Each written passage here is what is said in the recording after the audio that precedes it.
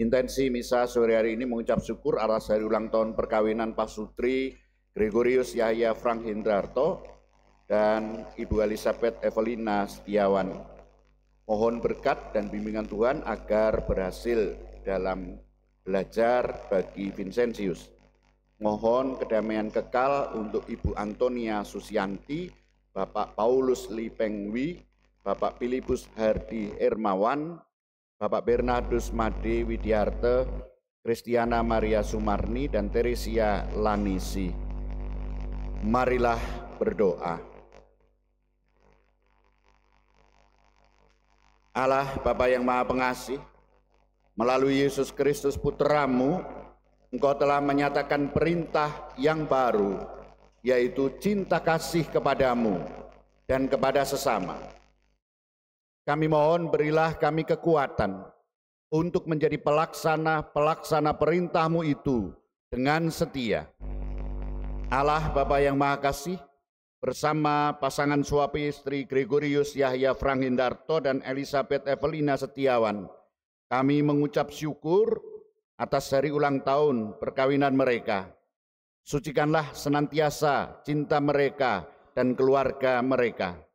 Kami juga mohon berkat-Mu untuk putra kami Vincentius, agar dapat lulus dengan baik dan berhasil menggembirakan orang tua dan membanggakan gereja-Mu. Kami berdoa untuk keselamatan jiwa Ibu Antonia Susianti, Bapak Paulus Li Pengwi, Filipus Hadi Ermawan, Bernardus Made Widiarte, Kristiana Maria Sumarmi, dan Teresia Lanisi. Terimalah jiwa mereka dalam keabadian setelah membersihkannya dari segala dosa. Demi Yesus Kristus Putra-Mu, Tuhan dan pengantara kami, yang hidup dan berkuasa bersama Bapa dan Roh Kudus, Allah sepanjang segala masa. Amin. Kita mendengarkan sabda Tuhan. Bacaan dari Kitab Ulangan. Di padang gurun seberang sungai Yordan, Musa berkata kepada bangsanya, "Hai orang Israel, dengarlah ketetapan dan peraturan yang kuajarkan kepadamu untuk dilakukan, supaya kamu hidup dan memasuki serta menduduki negeri yang diberikan kepadamu oleh Tuhan, Allah nenek moyangmu. Janganlah kamu menambahi apa yang kuperintahkan kepadamu, dan janganlah kamu menguranginya. Dengan demikian, kamu berpegang pada perintah Tuhan Allahmu yang kusampaikan kepadamu. Lakukanlah itu dengan setia, sebab itulah yang akan menjadi kebijaksanaan dan akal budimu di mata bangsa-bangsa. Begitu mendengar segala ketetapan ini, mereka akan berkata, memang bangsa yang besar ini adalah umat yang bijaksana dan berakal budi. Sebab bangsa besar manakah yang mempunyai Allah yang demikian dekat kepadanya, seperti Tuhan Allah kita, setiap kali kita berseru kepadanya? Dan bangsa besar manakah yang mempunyai ketetapan dan peraturan demikian adil, seperti seluruh hukum yang kubentangkan kepadamu pada hari ini? Demikianlah sabda Tuhan. Syukur kepada Allah.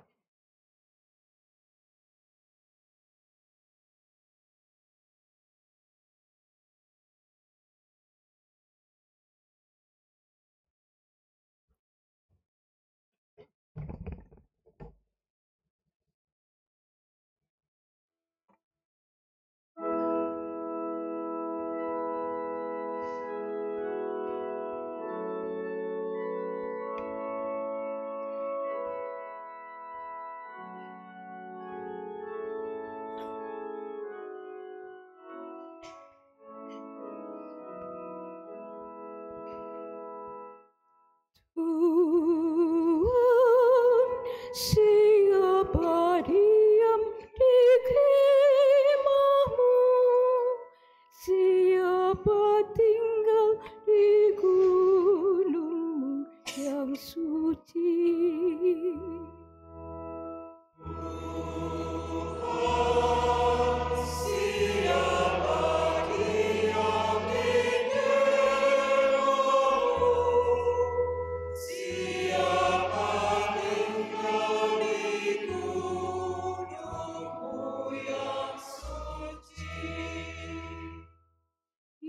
itu orang yang berlaku tidak bercela, yang melakukan apa yang adil, dan yang mengatakan kebenaran dengan segenap hatinya, yang tidak menyebarkan fitnah dengan lidahnya.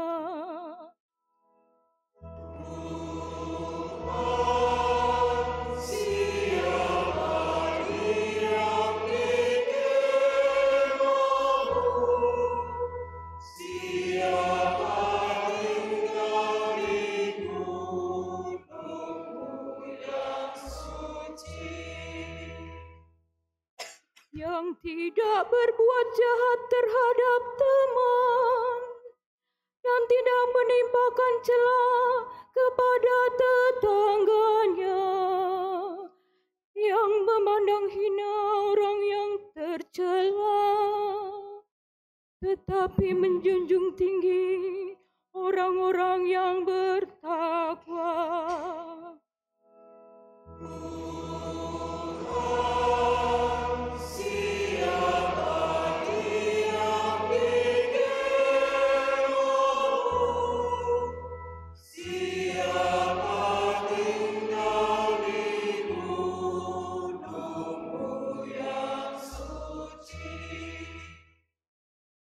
Yang tidak meminjamkan uang dengan makan riba dan tidak menerima suap melawan orang yang tak bersalah. Siapa yang berlaku demikian tidak akan goyah selama-lamanya.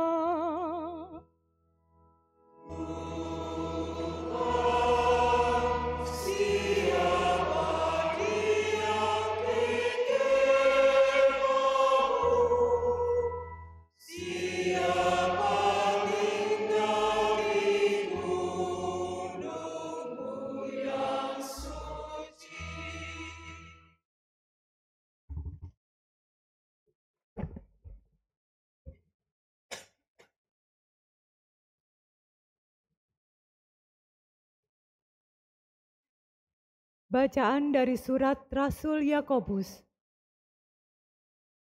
Saudara-saudaraku yang terkasih, setiap pemberian yang baik dan setiap anugerah yang sempurna datangnya dari atas, diturunkan dari Bapa segala terang. Padanya tidak ada perubahan atau bayangan pertukaran. Atas kehendaknya sendiri, Ia telah menjadikan kita oleh firman kebenaran, supaya pada tingkat yang tertentu kita menjadi anak sulung di antara semua ciptaannya.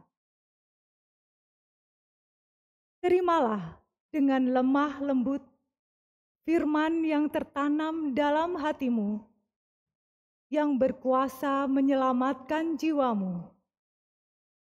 Hendaklah kamu menjadi pelaku firman, dan bukan hanya pendengar.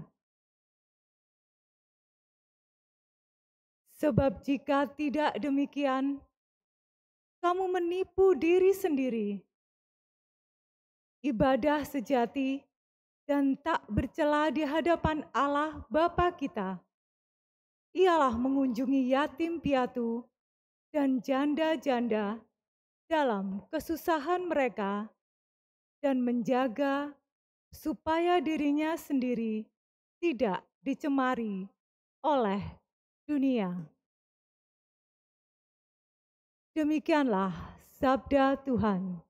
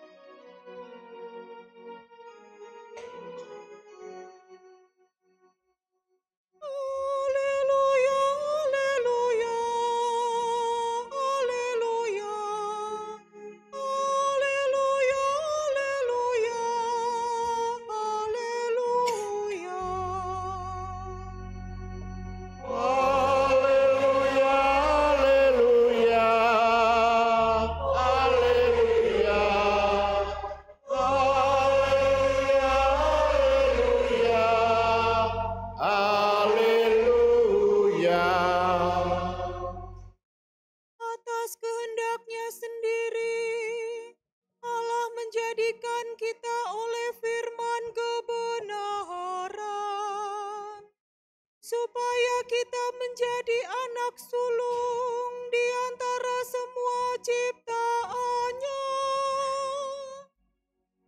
Haleluya, haleluya, haleluya, haleluya,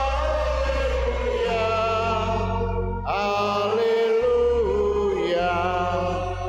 Tuhan bersamamu dan bersama rohmu. Inilah Injil Yesus Kristus menurut Markus. Dimuliakanlah Tuhan. Pada suatu hari, serombongan orang Farisi dan beberapa ahli Taurat dari Yerusalem datang menemui Yesus. Mereka melihat bahwa beberapa murid Yesus makan dengan tangan najis, yaitu dengan tangan yang tidak dibasuh. Sebab orang-orang Farisi, seperti orang-orang Yahudi lainnya, tidak makan tanpa membasuh tangan lebih dahulu, karena mereka berpegang pada adat istiadat nenek moyang mereka. Dan kalau pulang dari pasar, mereka juga tidak makan kalau tidak lebih dahulu membersihkan dirinya. Banyak warisan lain lagi yang mereka pegang, umpamanya hal mencuci cawan, kendi dan perkakas tembaga. Karena itu, orang-orang Farisi dan ahli-ahli Taurat itu bertanya kepada Yesus, "Mengapa murid-muridmu tidak mematuhi adat istiadat nenek moyang kita? Mengapa mereka makan dengan tangan najis?" Jawab Yesus kepada mereka, "Tepatlah nubuat Yesaya tentang kamu, hai orang-orang munafik. Seperti ada tertulis, bangsa ini memuliakan aku dengan bibirnya, padahal hatinya tetap jauh dari aku. Percuma mereka beribadat kepadaku, sebab ajaran yang mereka ajarkan ialah perintah manusia. Perintah Allah kamu abaikan untuk berpegang pada adat istiadat manusia." Lalu Yesus memanggil orang banyak dan berkata kepada mereka, "Hei kamu semua, dengarkanlah aku dan perhatikanlah ini. Apapun yang dari luar yang masuk ke dalam seseorang tidak dapat menajiskan dia. Tetapi apa yang keluar dari seseorang, itulah yang menajiskan dia. Sebab dari dalam hati orang timbul segala pikiran jahat, percabulan, pencurian, pembunuhan, perzinahan, keserakahan, kejahatan, kelicikan, perbuatan tidak senonoh, iri hati, hujat, kesombongan, kebebalan. Semua hal jahat ini timbul dari dalam dan menajiskan orang." Demikianlah Injil Tuhan. Terpujilah Kristus.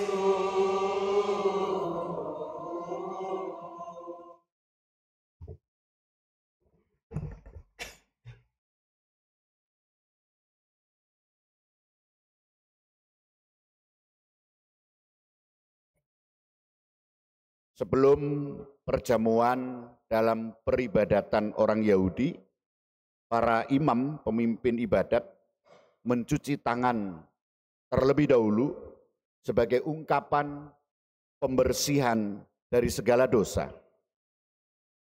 Apa yang menjadi aturan atau hukum dalam ibadat ini oleh orang-orang Farisi dan ahli-ahli Taurat dipergunakan dalam kehidupan sehari-hari agar hidupnya nampak suci. Maka mencuci tangan sebelum makan adalah sesuatu yang biasa, tapi oleh orang-orang Farisi dan ahli Taurat diagamakan, diibadatkan. Maka mereka mencuci tangan yang tadinya dilakukan sebelum ibadat yang dilakukan oleh para imam, dijadikan hukum atau aturan sebelum makan sehari-hari. Mereka mencuci tangan seolah-olah makan sehari-hari itu seperti ibadat. Mereka mencuci tangan sebelum makan agar dipandang orang lain itu orang suci itu. Makan saja nampak seperti ibadat perjamuan.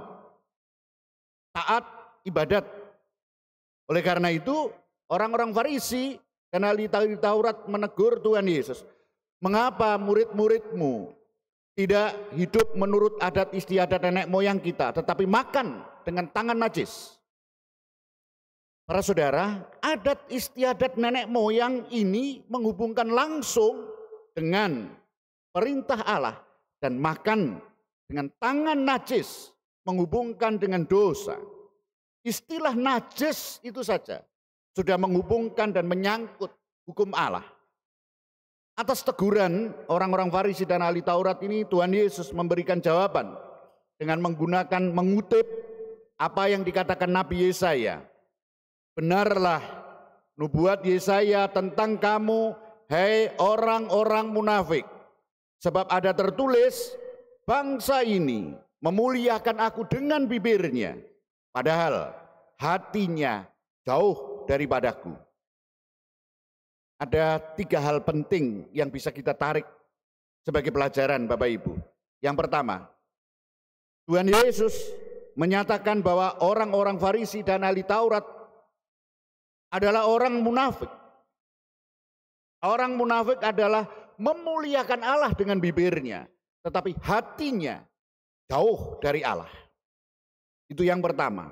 Yang kedua, Tuhan Yesus membedakan antara bibir, memuliakan Allah dengan bibir, anggota tubuh yang nampak di mata manusia, dan hati atau batin, bagian hidup manusia yang tidak terlihat oleh mata manusia.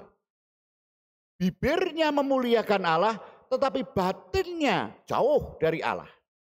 Maka munafik berarti mengutamakan apa yang nampak di mata manusia.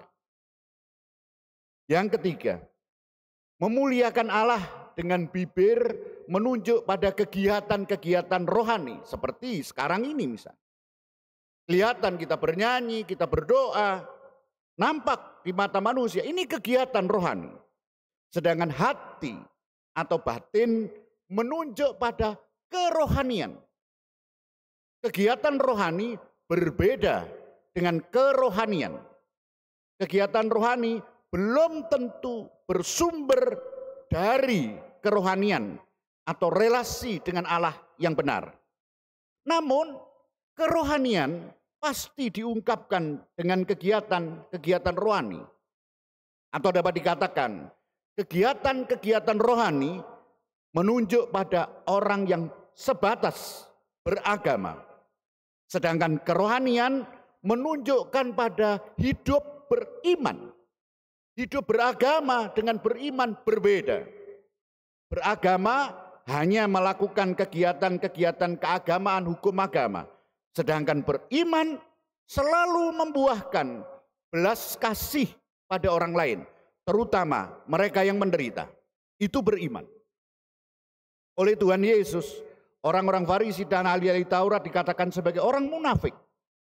Karena mereka melakukan kegiatan-kegiatan rohani yang dilihat orang tanpa kerohanian yang benar, tanpa kedekatan, relasi hati, batin dengan Allah.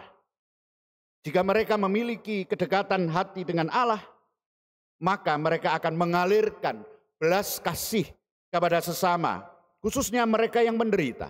Pasti orang beriman membuahkan belas kasih kepada sesama. Bapak, Ibu, dan para saudara yang terkasih, kegiatan rohani tidak selalu mengalir dari kerohanian yang benar. Tetapi kerohanian yang benar selalu terungkap dalam berbagai macam bentuk kegiatan rohani, serta relasi yang berbelas kasih kepada sesama. Jika tanpa relasi yang berbelas kasih kepada sesama, tetapi melakukan kegiatan rohani belaka, itulah yang oleh Tuhan Yesus disebut munafik. Hanya nampak secara fisik, tetapi hati jauh dari Allah. Kita tahu banyak orang dan semakin banyak orang melakukan berbagai kegiatan rohani dengan model yang aneka ragam dari kelompok-kelompok yang banyak sekali. Kegiatan rohani itu mulai dari yang hening, tenang, meditasi, sampai pada yang jingkrak-jingkrak dengan musik menggelegar, dan kata-kata yang sangat bersemangat. Semuanya itu baik. Tetapi perlu direnungkan bersama. Benarkah itu mengalir dari kerohanian yang benar? Kerohanian yang benar selalu berbuah welas asih kepada orang lain. Selalu berbuah kalau dimintai tolong, dimintai bantuan, dengan segera dia melakukan. Kerohanian yang benar selalu berbuah pada relasi welas asih pada sesama.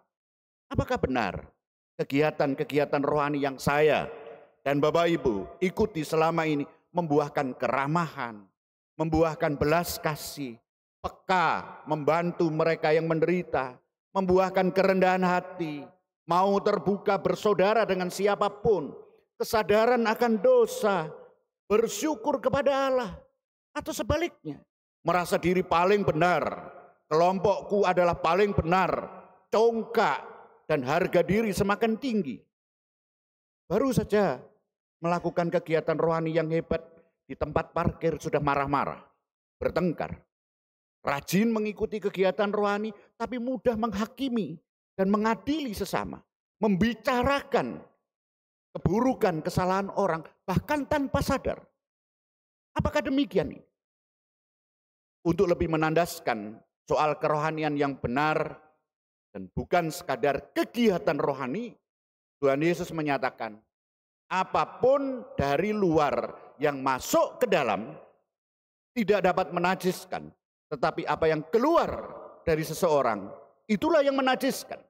Sebab dari dalam hati orang, sekali lagi Tuhan Yesus mengatakan hati orang, timbul segala pikiran jahat, percabulan, pencurian, pembunuhan, perzinahan, keserakahan, kejahatan, kelicikan, hawa nafsu, iri hati, hujat, kesombongan, kebebalan.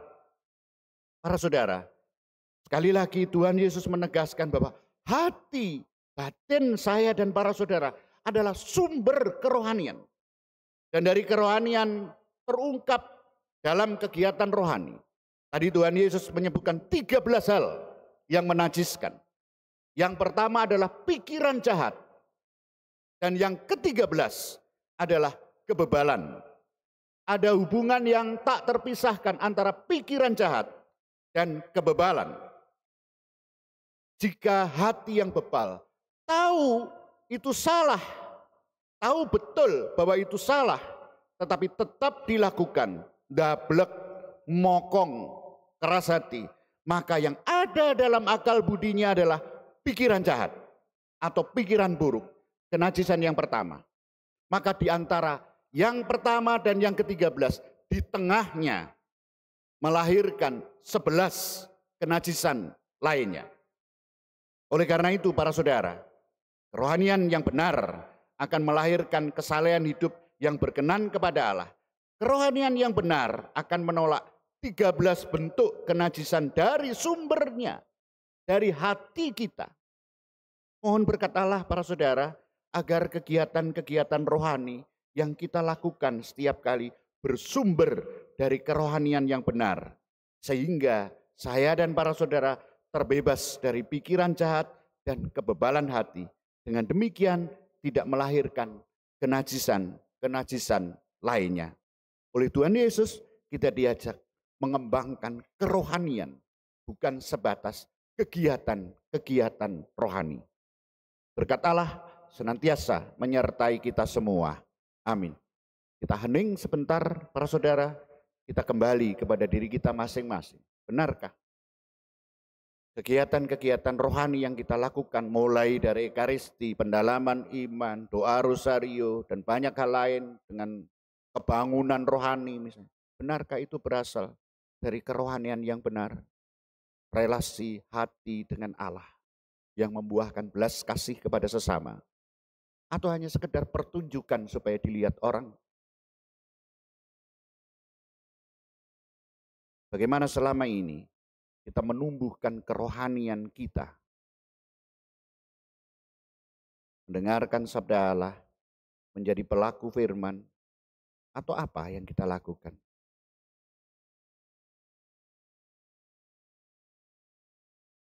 Tuhan Yesus mengajak kita semua untuk mengelupas kemunafikan. Bentuk-bentuk kemunafikan apa yang masih menjadi topeng hidup kita dalam beriman?